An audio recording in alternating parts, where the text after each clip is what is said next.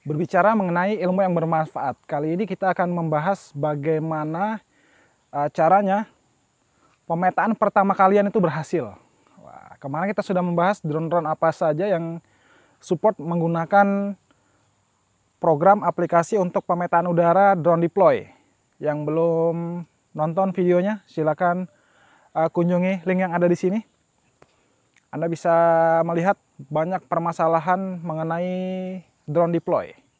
Nah, saya akan memberikan beberapa tips agar pemetaan pertama Anda itu berhasil. Dan ini dia yang pertama. Jadi tips yang pertama adalah terbang semakin tinggi semakin bagus. Nah, kenapa bisa demikian? Karena kalau kita terbang tinggi, area yang dicakup oleh kamera, framing dari kameranya, foto yang dihasilkan itu lebih luas. Nah, foto yang lebih luas ini akan lebih baik nanti diproses, overlapnya akan lebih baik. Overlap ini adalah area tumpukan, jadi foto satu dan foto yang lainnya akan ditumpuk menjadi satu foto kesatuan. Nah, jadi terbang lebih tinggi lebih baik, karena areal mapping ketinggian itu adalah teman Anda. Kemudian citra gambar akan lebih baik pada saat Anda mengambil foto atau mengambil data pemetaan itu cuacanya mendung seperti sekarang ini. Nah, jadi kalau seperti ini, gambar yang dihasilkan itu lebih bagus karena tidak over cahaya. Kemudian daerah yang mendung atau suasana yang mendung, tingkat anginnya cukup datar ya, jangan terlalu banyak angin. Ini nanti berpengaruh pada saat drone itu berjalan. Kita bisa atur sebenarnya di drone deploy kecepatan drone dari 20 meter per detik sampai 30-an. Jadi Anda bisa mengatur kecepatan drone pada saat mapping. Tapi akan lebih baik kalau Anda terbang di posisi angin yang slow, tidak kencang ya. Dan jangan sampai Anda terbang di posisi matahari yang sudah serong. Lebih baik di atas kepala Anda. Nah, tadi kita sudah bahas mengenai ketinggian. Ada beberapa tadi yang kita sampaikan itu ada di sini, yaitu main di overlap tinggi. Nah, overlap ini tadi kita sudah jelaskan fungsinya adalah overlap pada foto itu nanti difungsikan untuk menumpuk antara satu foto dan foto yang lainnya. Semakin tinggi overlapnya, maka hasilnya akan semakin baik.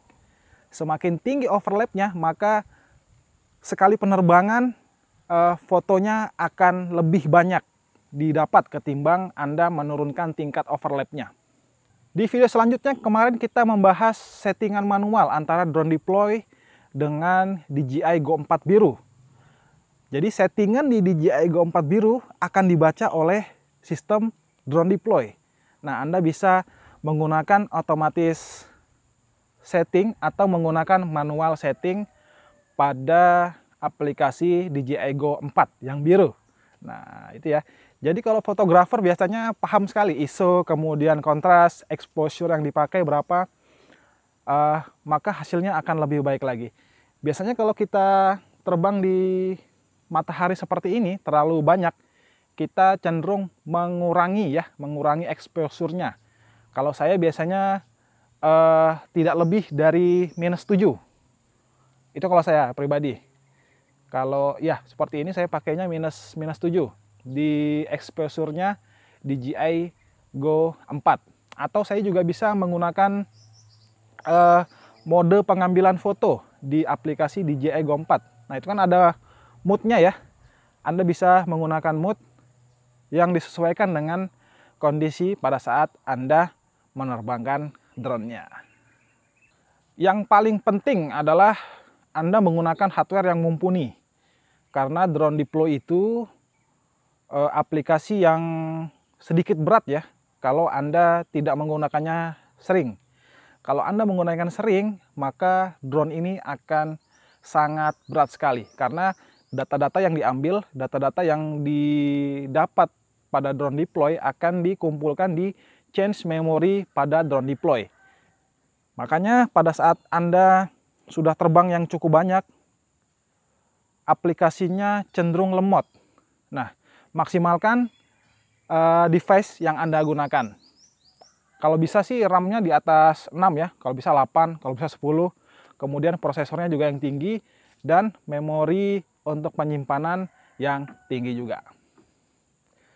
Kalau suruh milih saya menggunakan Android atau Apple, saya akan bilang saya akan menggunakan Apple untuk mengoperasikan drone deploy, karena hasilnya drone-drone DJI rata-rata sangat kompatibel dengan hardware dari Apple.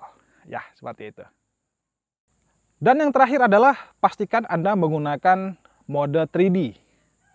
Nah, jadi Anda kalau menggunakan X-Chain 3D, maka jalur penerbangannya akan lebih banyak. Kalau kita menggunakan X-Chain 3D, maka yang akan dihajar adalah konsumsi baterainya.